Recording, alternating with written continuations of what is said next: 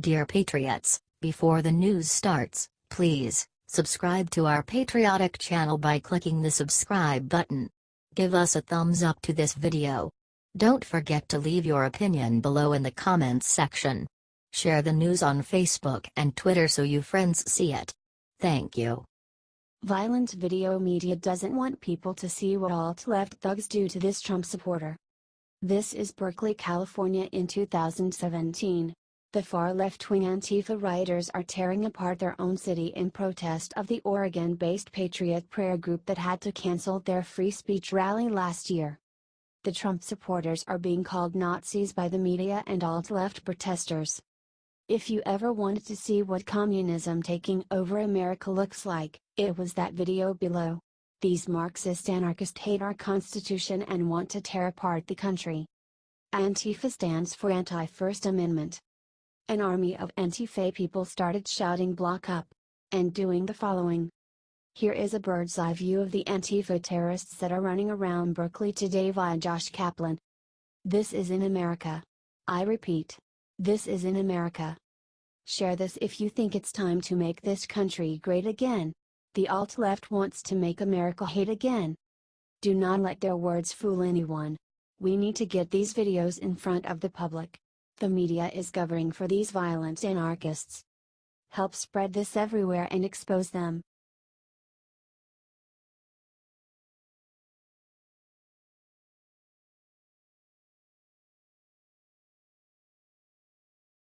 Paul Ryan just flipped. Look what he just did to stab Trump in the back. It's very well documented that House Speaker Paul Ryan is still a supporter of President Trump. During a conference call, Paul Ryan told Republicans that the following. I am not going to defend Donald Trump, not now, not in the future. According to the Wall Street Journal, House Speaker Paul Ryan criticized President Donald Trump after he pardoned Arizona Sheriff Joe Arpaio. Ryan's spokesperson Doug Andres said the following. The Speaker does not agree with the decision. Law enforcement officials have a special responsibility to respect the rights of everyone in the United States. We should not allow anyone to believe that responsibility is diminished by this pardon. Paul Ryan is a snake in the grass and is not fully behind Trump. It's time to drain the swamp, y'all. We need Republicans that will back our elected president. Share this if you think it is time to drain the swamp of all these backstabbing Republicans. Look at what the GOP-led House of Representatives did for the entire month of August. I'll give you a hint, nothing. Are you tired of the Republican legislature not doing anything?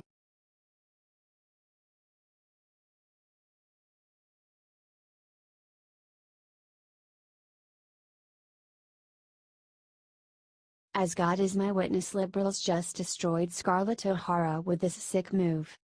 Alright, as if the left hadn't gotten ridiculous enough, this just about takes the cake. First, they want to remove historic monuments, then they attack Dolly Parton's Dixie Stampede. And now, Gone with the Wind is under attack. A theater in Memphis, Tennessee, the Orpheum, has shown the beloved 1939 film for the past 34 years. But now, the board of directors of the theater has decided it's insensitive, so they are pulling it from next summer's movie series. The theater held its final screening of the great film on August 11. The board issued a statement saying, as an organization whose stated mission is to entertain, educate and enlighten the communities it serves, the Orpheum cannot show a film that is insensitive to a large segment of its local population. This is just over the top. Gone with the Wind is a beloved film, and a best-selling book. Are they going to ban the book, too? I always thought it was the left that was most against banning books, art and the like. Y'all, this is just getting insane. Protesting against actual white supremacists and actual Nazi lovers is one thing, but they are taking it way past that. If you agree, please share this everywhere and comment "We love you, Scarlett." H.T. The Daily Caller.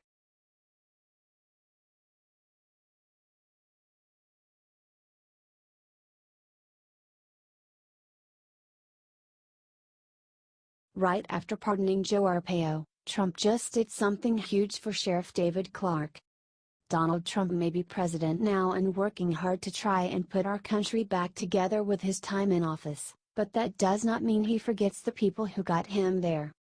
Just last week the president issued a pardon to Joe Arpaio, a retired sheriff accused of violating a court order. Today, he gave a special gift to another cop buddy of his, Sheriff David Clark.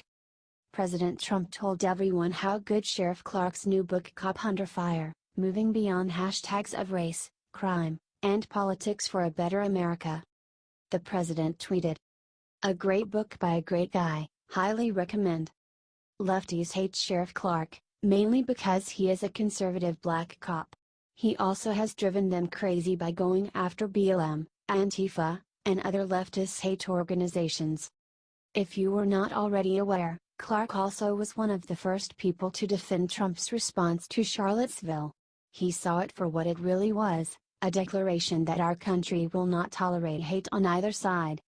Sheriff Clark is a man who simply has dedicated his life to upholding law and order, and there is nothing wrong with supporting a hero like this.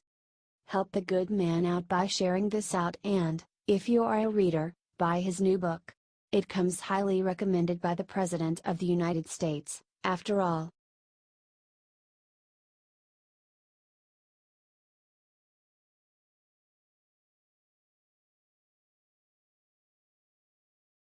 Here he comes. Trump just announced something huge for Texas that has everyone smiling. Remember back when Obama took forever to visit the poor Louisiana flood victims? Donald Trump went instead, delivering goods to the poor people. And he is doing it again. Well, the president has a big surprise in store for Texas on Tuesday. Now that's gonna blow everyone away.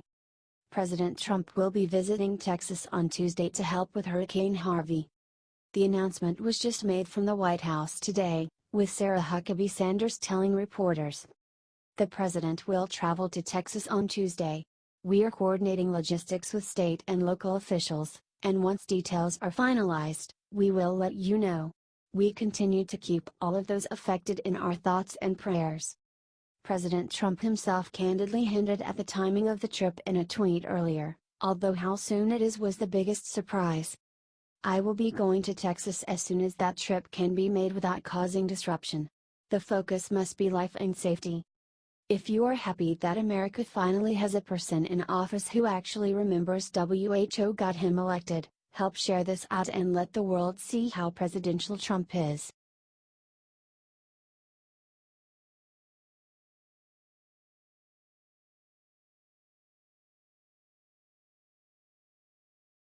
Fix is in John Podesta's dirty Russian secret leaked on Fox News, and it's awful. The MSM created the conspiracy theory that the Trump campaign worked with Russia during the 2016 election. Although no information at this point has never been substantiated. As reported by Fox News' Maria Bartiromo, John Podesta went and discussed his closed-door session with the House panel. According to the Washington Examiner, the Podesta group filed several disclosures to the Justice Department on August 17 that is related to pro-Russia Ukrainian think tank. In April, the Washington lobbying firm that was run by Tony Podesta filed a document saying that they worked for the pro-Russia European Center for Modern Ukraine. Share this right now to expose the Democrats for the crooked traitors they appear to be. They have more ties to Russia than Trump.